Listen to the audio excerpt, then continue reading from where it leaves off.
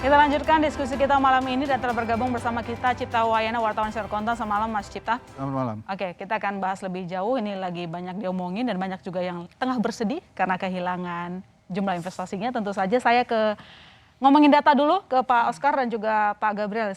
Sekarang ini bagaimana sih sebenarnya soal data investor lalu kemudian likuiditas market saat ini seperti apa, Pak Oscar?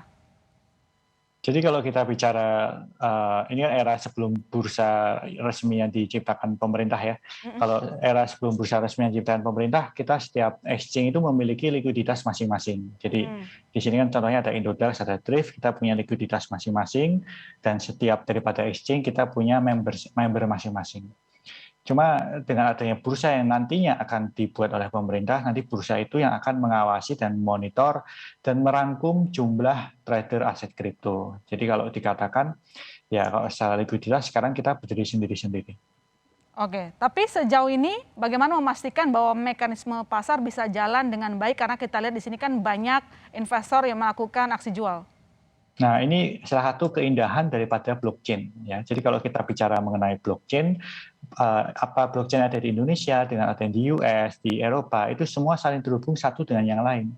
Jadi apabila ada perbedaan harga di Indonesia dengan di US misalnya, maka orang bisa dengan mudah melakukan arbitrasi dalam hitungan detik atau bahkan menit hingga detik ya. Jadi selisih harga antara satu pasar dengan pasar lainnya, mekanisme pasarnya akan menyelesaikan dengan cepat. Oke, saya ke Pak Gabriel. Kalau begitu tadi juga sudah disinggung bahwa bursa kripto belum ada, lalu kemudian bagaimana kita memastikan meyakinkan para investor bahwa mekanisme pasar ini tetap berjalan dengan baik, tidak ada yang perlu dikhawatirkan.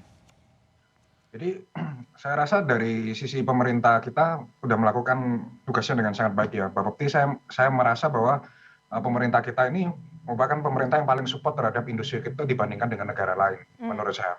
Jadi sebagai contoh untuk menjadi pedagang aset kripto pun itu bukan dengan mudah. Bahkan pedagang aset kripto ini sekarang dibutuhkan capital yang sangat besar, bahkan compare to fintech lainnya. Sebagai contoh kita diperlukan punya modal 50 miliar, belum sertifikasi keamanannya dan audit yang ditentukan oleh Bapepti. Jadi saya rasa ketika sebelum adanya bursa ini sebagai pedagang yang sudah terdaftar di Bapepti, saya rasa keamanan yang diutamakan oleh Bapepti untuk para investor retail di Indonesia ini sebenarnya sudah sangat terjaga, karena untuk menjadi pedagang aset kripto sendiri ini memang dibutuhkan sertifikasi dan capital yang sangat besar gitu. Jadi tidak sembarangan orang, tidak semua orang bisa menjadi pedagang aset kripto.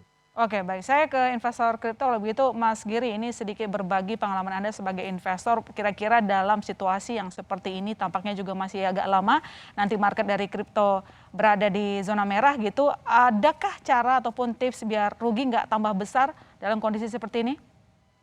Ya, pertama-tama kalau misalnya memang ada background trading, mungkin simpelnya aja selalu punya plan. Kalau misalnya punya entry, misalnya kita mau beli sekarang di 30.000, kita harus punya level invalidasi, seperti contohnya seperti stop loss gitulah. Jadi kalau misalnya beli 30.000 lalu anjlok misalnya ke 20 ribuan dan tidak bisa naik lagi ke 25.000, itu mungkin artinya tren akan terus turun dan situlah saatnya kita harus cut loss. Tapi kalau misalnya memang ini kan balik lagi ke gaya investing masing-masing. Kalau misalnya memang orang-orang kan bilangnya ke saya, oh aku mau mainnya long term. Kalau memang long term ya berarti kita harus melihat 5 sampai 10 tahun ke depan. Dan justru malah ini enggak, jadi taruh aja uang DCA per bulan atau per minggu atau per 3 bulan terserah, dan nggak usah perhatikan harga karena volatilitas ini itu kita masih dalam bearish sentiment. Tapi nanti begitu bullish sentiment kita akan melihat rewardnya sendiri. Oke, baik. Terima kasih Mas Giri. Mas Cipta, 3 narasumber kita sebenarnya menjelaskan dengan cara kita sama-sama mengerti. Semua investor ngerti. Tapi pertanyaannya adalah hal basic terlebih dahulu soal pekerjaan rumah besar praktisi kripto, mengedukasi dan juga meningkatkan pemahaman publik tentang seluk-beluk aset kripto berikut ekosistem teknologi secara utuh. Nah, menurut pandangan redaksi, apakah praktisi kripto sudah melakukan hal ini dengan maksimal?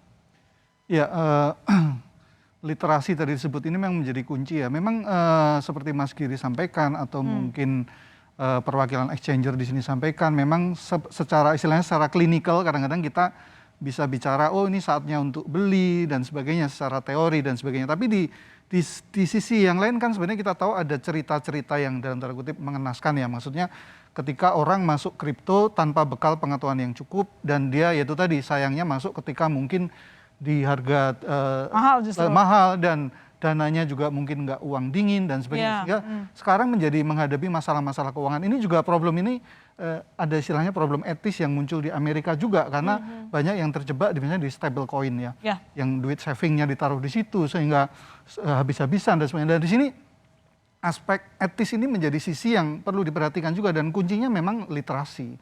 Nah, kita lihat sebenarnya para pemain exchanger ini sudah cukup terbuka sih.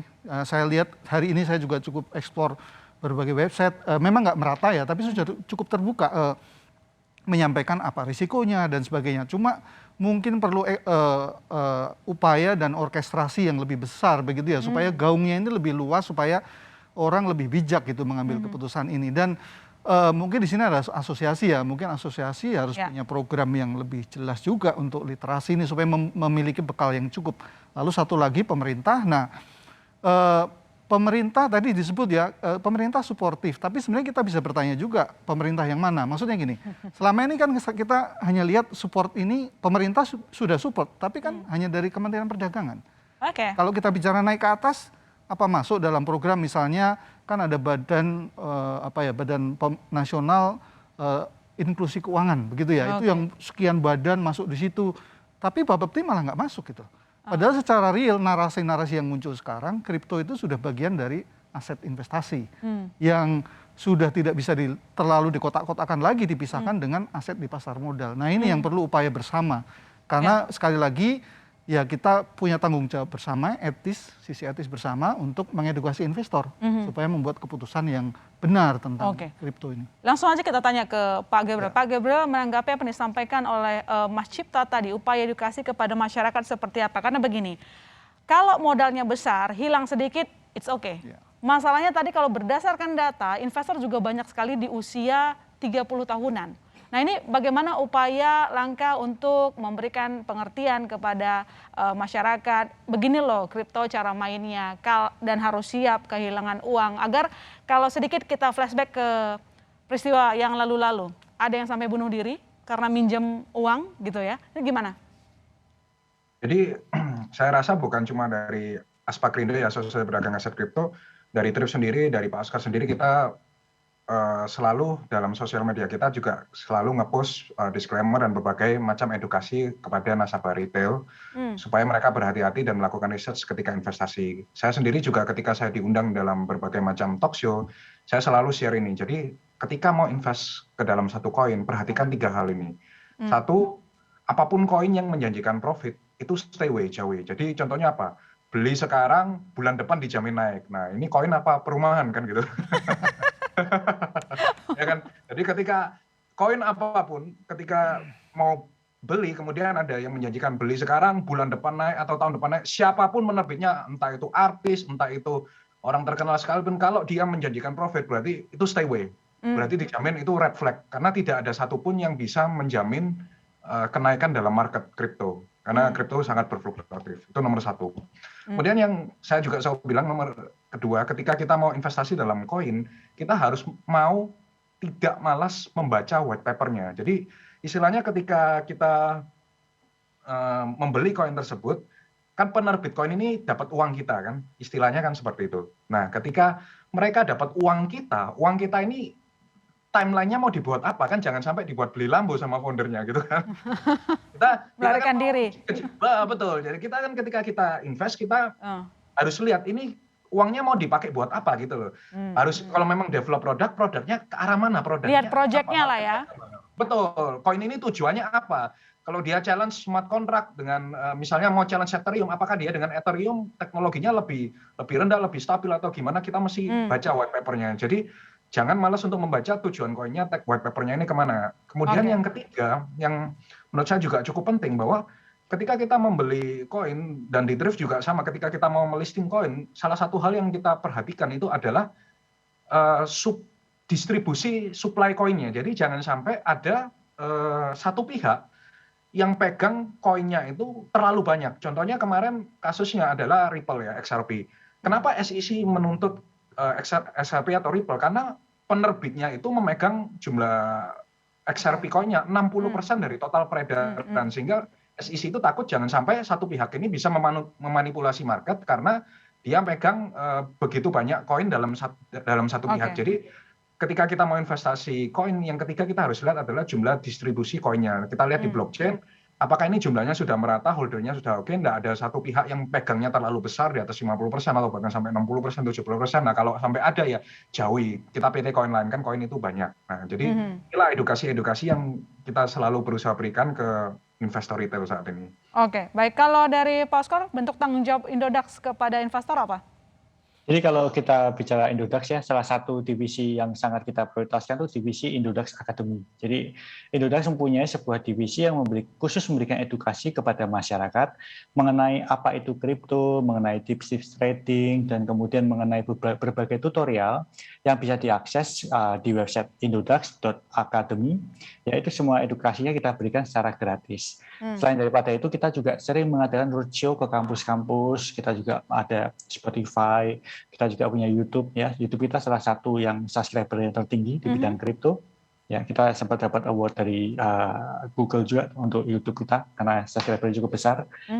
Kita memberikan edukasi pada intinya tentang apa itu kripto, apa itu bagaimana cara tradingnya, terus kemudian kenapa blockchain itu bisa mengubah cara kerja internet dan sebagainya. Oke, baik. Terima kasih Pak Oskar. Nanti kita lanjutkan lagi diskusi kita. Jangan kemana-mana saudara, Ministry Talk masih akan segera kembali.